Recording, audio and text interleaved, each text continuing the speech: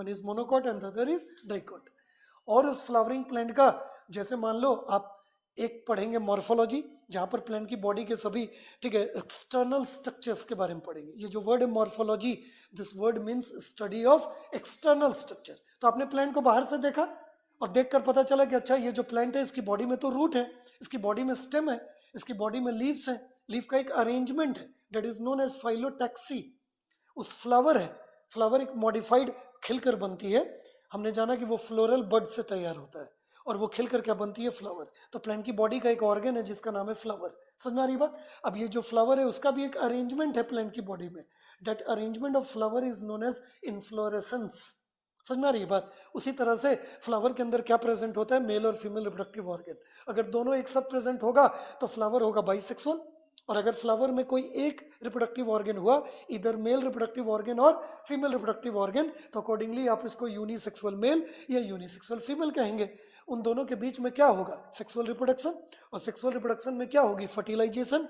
Fertilisation में कौन सा प्रोसेस होगा, तो हमने जाना कि फ्लावरिंग प्लांट में क्या होती है, डबल फर्टिलाइजेशन होता है ना। बोलोगे हाँ, जबरदस्ती बुलवा रहे हैं जी, हैं? हम हैं? आप नहीं यस नो बोलोगे, ठीक है। तो हमने जाना कि दुनिया के जितने भी प्लांट्स हैं, फ्लावरिंग प्लांट्स हैं, वो क्या परफॉर्म करते हैं, डबल फर्टिलाइजेशन। और डबल फर्टिलाइजेशन करने के बाद फाइनली उनकी बॉडी में क्या बनेगा, ओव्यूल के डेवलपमेंट से सीड, और ओवरी के डेवलपमेंट या मैच्योरेशन से क्या बन के तैयार होगा, फ्रूट। आ रही है बात समझ में? तो ये सब जितनी भी चीजें, सबको एक्सटर्नली आप प्लांट की बॉडी में देखकर स्टडी कर सकते हैं। तो रूट को पढ़ना, रूट के टाइप्स को पढ़ना, स्टेम को पढ़ना, उसके टाइप्स को पढ़ना, उसमें कौन कौन सी बर्ड होती है उनको जानना, ठीक है। लीव्स को जानना, उसकी अरेंजमेंट मैंने बोला फाइलोटैक्सी, उसको पढ़ना, ठीक है। आपका फ्लावर, फ्लावर की अरेंजमेंट, इन्फ्लोरेसेंस, उसको जानना। फ्लावर के अंदर male and female reproductive organ, उनके द्वारा सेक्सुअल रिप्रोडक्शन, फाइनली सीड बनना, फ्रूट बनना। अलग अलग दुनिया के जितने भी प्लांट्स हैं उनको हमने अलग अलग फैमिलीज में क्लासिफाई किया है। जैसे मान लो मस्टर्ड प्लांट, तो मस्टर्ड प्लांट की फैमिली का नाम है ब्रासिकेसी, जिसमें हमने मस्टर्ड को रखा। तो कैबेज आपने खाया होगा, पत्ता गोभी, फूल गोभी खाया होगा, कॉलीफ्लावर, ये सब मस्टर्ड प्लांट की फैमिली ब्रासिकेसी के अंदर बिलोंग करते हैं। समझ में आ रही है बात? तो हमने जाना, कहा नहीं, नींद आ रही है, और रात में पढ़ो, ठीक है, तो नींद आएगी। हम बीच बीच में ऐसा इसलिए करते हैं ना, ताकि आप जागे रहें और अलर्ट रहें। नहीं तो होता क्या है कि आजकल के बच्चे ना बहुत जल्दी खो जाते हैं अपनी दुनिया में। कौन सा दुनिया पता नहीं, यही एक दुनिया है, इसके आगे कोई नहीं है कुछ, और बाकी इसके आगे अगर कुछ है तो उसके लिए मरना पड़ेगा। तो एक दो को कोई ट्राई करिए, मर उड़ के देखिए आगे क्या होता है, तब फिर हम लोग देखेंगे कि मरने के बाद क्या होता है। समझ में आ रही बात? तो मरने के बाद क्या होगा बाद में देखेंगे, जिंदा रहते भर में we have to do something, हम लोग को कुछ करना है लाइफ में। और क्या करना है, तो हम लोगों ने जब ठान ही लिया है कि हम लोग को नीट क्वालिफाई करना है, डॉक्टर बनना है, तो डॉक्टर बनने के लिए प्लान्स तो नहीं आने वाला है आपके पास इलाज कराने के लिए। ऐसा कभी बच्चों के सामने कह देते हैं तो बच्चे कहते हैं कि सर क्या आप भी बॉटनी पढ़ा कर कह रहे हैं कि प्लांट्स पढ़ लो, वहाँ पर तो एनिमल्स ही काम आएगा। लेकिन आपके एग्जाम का, एंट्रेंस का जो, ठीक है, जो सिलेबस है उसमें हमारा ये भी एक इंक्लूडेड पार्ट है, तो ऑब्वियसली उसको जानना होगा। समझ में आ रही है बात? तो हमने जाना कि हमारा जो सबसे हायर प्लांट है, ठीक है, इनकी बॉडी में जो भी एक्सटर्नल स्ट्रक्चर्स की बात कर रहे थे वो हमारा मॉर्फोलॉजी है, और जितने भी इंटरनल स्ट्रक्चर की बात करेंगे जहां पर हमारा फोकस क्या होगा, टिश्यूज, वो हमारा क्या है, एनाटॉमी है। जिसके बारे में मैंने बताया कि अगर कोई भी इंटरनल स्ट्रक्चर की सिमिलैरिटी अगर दिखा, आपने हमारी बॉडी को काटा और मान लो काटने के बाद पता चला कि अच्छा हाँ, सर की बॉडी में ना इस स्किन के रीजन में कुछ ऐसे सेल्स हैं जो सेम है, आइसोडाइमेट्रिक है। आइसोडाइमेट्रिक मतलब अपनी मॉर्फोलॉजी में सिमिलर है, अपने स्ट्रक्चर में सेम है, अपने फंक्शंस में सेम है। तो हमने जाना कि वो study internal similarities of cells को डिनोट करेगा, और वो क्या में जाएगा, होमोलॉजी में। और अगर इंटरनल डिससिमिलैरिटी की बात करें, आपने थोड़ा बहुत क्लास 9th वगैरह में पढ़ा होगा, तो ऐसा रिवाइज कर दें आपको। प्लांट की बॉडी में ना दो इंपॉर्टेंट कॉम्प्लेक्स परमानेंट टिश्यू होती है, एक का नाम है जाइलम और दूसरे का नाम है फ्लोएम। जाइलम का काम है वाटर एंड मिनरल्स को कंडक्ट करना, और फ्लोएम का काम है फूड और ऑर्गेनिक न्यूट्रिएंट्स को कंडक्ट करना। वो जो हमारा जाइलम है वो 4 कंपोनेंट से बना है, ठीक है, ऐसे कर दें तो इसका मतलब नहीं कि 3 हो जाएगा, 4 कंपोनेंट से बना है। और वो 4 कौन कौन है हमारा, एक का नाम है जाइलम पैरेन्काइमा, एक का नाम है जाइलम फाइबर, एक का नाम है ट्रैकीड, और एक का नाम है वेसल। देखिए कितने कंपोनेंट्स हैं, 4, और चारों अलग अलग।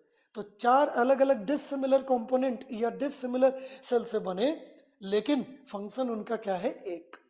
ऐसे को क्या बोलेंगे, टिश्यूज। लेकिन वो इंटरनल सिमिलैरिटी नहीं बल्कि क्या को डिनोट करेगा, डिसिमिलैरिटी को। अब यही लाइकवाइज फ्लोएम की बात करिए, तो हमने जाना कि फ्लोएम भी 4 कंपोनेंट से बना है। एक का नाम है सीव ट्यूब, और जिस सेल से वो बनती है डेट इज सीव सेल। दूसरा है हमारा कंपेनियन सेल, वो एक स्पेशलाइज्ड पैरेन्काइमा है। और तीसरा हमारा, ठीक है, फ्लोएम फाइबर, और एक हमारा फ्लोएम, ठीक है, पैरेन्काइमा। तो हमने जाना कि ये भी 4 अलग अलग कंपोनेंट से बना है। तो 4 अलग अलग कंपोनेंट्स अगर बने तो हमने जाना कि वो भी एक कॉम्प्लेक्स परमानेंट टिश्यू है फ्लोएम जाइलम की तरह, जो इंटरनल सिमिलैरिटी नहीं बल्कि इंटरनल डिसिमिलैरिटीज वाले स्ट्रक्चर की कैटेगरी में जाएगा, which is not made up of similar kind of cell but made up of dissimilar kind of cell. और ऐसे डिसिमिलर काइंड ऑफ सेल से बना हुआ जो भी टिश्यू होगा उनकी स्टडी को कहाँ क्लासिफाई करके रखेंगे, एनालॉजी के अंदर। तो ओवरऑल शुरुआत में एज अ इनिशियली इतनी जानकारी आपको रखनी है कि anatomy is classified into homology and analogy. बाकी मैंने बोला ही कि टिश्यू टर्म किसके लिए इस्तेमाल करते हैं, नंबर ऑफ सेल्स के लिए इन अ ग्रुप, जो हमारी प्लांट की बॉडी में या एनिमल्स की बॉडी में प्रेजेंट है, इंक्लूडिंग ह्यूमन बीइंग। तो हमने जाना कि ये जो टिश्यू टर्म है इसका इस्तेमाल तो प्लांट में भी करते हैं, एनिमल्स में भी, लेकिन हमने जाना कि इस टर्म का जो कॉइनिंग है, इस टर्म को जो दिया गया था बिचैट के द्वारा, that was given in the case of animals. और दूसरा, प्लांट के टिश्यूज के बारे में सबसे ज्यादा स्टडी करने वाले जो साइंटिस्ट हैं वो कौन है, इनग्रीव। इसलिए इस पर्सन को क्या बोलते हैं, फादर ऑफ प्लांट एनाटॉमी। और यही प्लांट एनाटॉमी में टिश्यूज को डिफाइन कर लेते हैं तुरंत अगले स्टेप में जाकर, और वो टिश्यू को डिफाइन करके क्लासिफाई करेंगे कि प्लांट की बॉडी में ना ग्रोथ 2 तरह का होता है। आपने सुना होगा, एक प्राइमरी ग्रोथ और दूसरा सेकेंडरी ग्रोथ। तो प्लांट की बॉडी में प्राइमरी ग्रोथ के दौरान कौन कौन सी टिश्यूज होती है, तो जानेंगे मेरिस्टेमेटिक टिश्यूज के बारे में। और प्लांट की बॉडी में जब सेकेंडरी ग्रोथ होगा तो कौन कौन सी टिश्यूज। तो हमने जाना कि परमानेंट टिश्यू जो है वो 2 तरह का होता है, एक प्राइमरी परमानेंट और दूसरा सेकेंडरी परमानेंट। वो जो सेकेंडरी परमानेंट है वो प्लांट की बॉडी में बनती है सेकेंडरी ग्रोथ के दौरान। सुन रहे हो क्या क्या बोल रहे हैं आप? ऐसा मत सोचिएगा कि सर हवा में बात करते हैं, सर हवा में बात नहीं करते हैं। हम कह रहे हैं कि मेरिस्टेमेटिक टिश्यू जब प्लांट की बॉडी में प्रेजेंट होगा तो that plant will be present in the primary growth. कहाँ प्रेजेंट होगा, प्राइमरी ग्रोथ में। लेकिन जब वो अपनी प्राइमरी से सेकेंडरी ग्रोथ में जाएगा तब तो हमको ये लगता है सुनने में कि सेकेंडरी ग्रोथ के दौरान प्लांट की बॉडी में जो टिश्यू होगी वो कौन होगी, सेकेंडरी टिश्यूज। तो हम कह रहे हैं कि प्लांट की बॉडी में मेरिस्टेमेटिक के आगे मेरिस्टेमेटिक टिश्यूज या उनके सेल्स उनको कहते हैं जिसमें डिवाइड करने की एबिलिटी होती है। लेकिन कल जाकर जब वो डिवाइड करने की एबिलिटी को लूज कर जाएगा तो इट विल बिकम परमानेंट। और जब वो परमानेंट बन जाएगा तो हमने जाना कि परमानेंट टिश्यूज 2 तरह के बनते हैं, एक प्राइमरी परमानेंट और एक सेकेंडरी परमानेंट। तो जो प्राइमरी परमानेंट टिश्यूज होते हैं हमने जाना कि वो जब प्लांट की बॉडी में जब बनती है तो उस दौरान हमारा जो प्लांट है वो कौन सी ग्रोथ में होता है, प्राइमरी ग्रोथ में। और जब प्लांट की बॉडी में प्राइमरी ग्रोथ के आगे जब सेकेंडरी ग्रोथ आएगा तो हमने जाना कि प्राइमरी परमानेंट टिश्यूज के आगे प्लांट की बॉडी में क्या बनेगी, सेकेंडरी परमानेंट टिश्यूज। समझ में आ रही है बात? यानी कि प्लांट की बॉडी की दोनों ग्रोथ को ध्यान में रखते हुए, प्राइमरी ग्रोथ और सेकेंडरी ग्रोथ, अगर उनकी टिश्यूज को क्लासिफाई करें तो टिश्यूज 3 तरह से क्लासिफाई होगा। मेरिस्टेमेटिक टिश्यू, आगे परमानेंट, लेकिन कौन, प्राइमरी परमानेंट, और आगे कौन, सेकेंडरी परमानेंट। समझ में आ रही है बात? ये मेरिस्टेमेटिक टिश्यू जब प्रेजेंट है तो प्लांट अपनी प्राइमरी ग्रोथ में है। जब उसकी बॉडी में प्राइमरी परमानेंट टिश्यू है तब उस समय कौन सी ग्रोथ में है, उस समय भी वो प्राइमरी ग्रोथ में है। लेकिन प्राइमरी ग्रोथ में जब प्राइमरी परमानेंट टिश्यू जब बनेगा तो 2 तरह के बनेंगे। एक बनेगा सिंपल परमानेंट टिश्यू, आपने सुना होगा 3 नाम, पैरेन्काइमा, कोलेन्काइमा और स्क्लेरेन्काइमा। और एक सुना होगा कॉम्प्लेक्स परमानेंट टिश्यू 2, जो अभी हम नाम ले रहे थे, एक जाइलम और दूसरा फ्लोएम। समझ में आ रही है बात? इसके आगे जब उन टिश्यूज के सेल्स में डिवाइड करने की एबिलिटी आगे कंटिन्यूड रहेगी और डी डिफरेंशिएशन करेंगे तो हमने जाना कि इस प्राइमरी परमानेंट टिश्यू से आगे इनकी बॉडी में क्या बनेगा, सेकेंडरी परमानेंट टिश्यूज। और जब सेकेंडरी परमानेंट टिश्यू जब बन जाएगा प्लांट की बॉडी में तब वो प्लांट अपनी प्राइमरी ग्रोथ से निकलकर कहाँ चला जाएगा, अपनी सेकेंडरी ग्रोथ में। तब क्या बनेगा, तो सेकेंडरी ग्रोथ के दौरान जो सेकेंडरी परमानेंट टिश्यूज प्लांट की बॉडी में बनेगी वो होगी हमारी जाइलम के आगे बनने वाला कौन, सेकेंडरी जाइलम। फ्लोएम के आगे बनने वाला कौन, सेकेंडरी फ्लोएम। हमारा फेलोजेन जिसको कॉर्क कैम्बियम कहते हैं, उसके आगे डेवलपमेंट होकर बनेगा एक लेयर जिसका नाम है फिल्म, जिसको हम कॉर्क लेयर कहते हैं, और एक लेयर बनेगा फिलोडर्म, जिसको सेकेंडरी कॉर्टेक्स लेयर कहते हैं। आ रही है बात समझ में? तो इस तरह से टिश्यूज को हम लोग क्लासिफाई करेंगे तुरंत अगले स्टेप में, और क्लासिफाई करके सभी टिश्यूज को जानेंगे।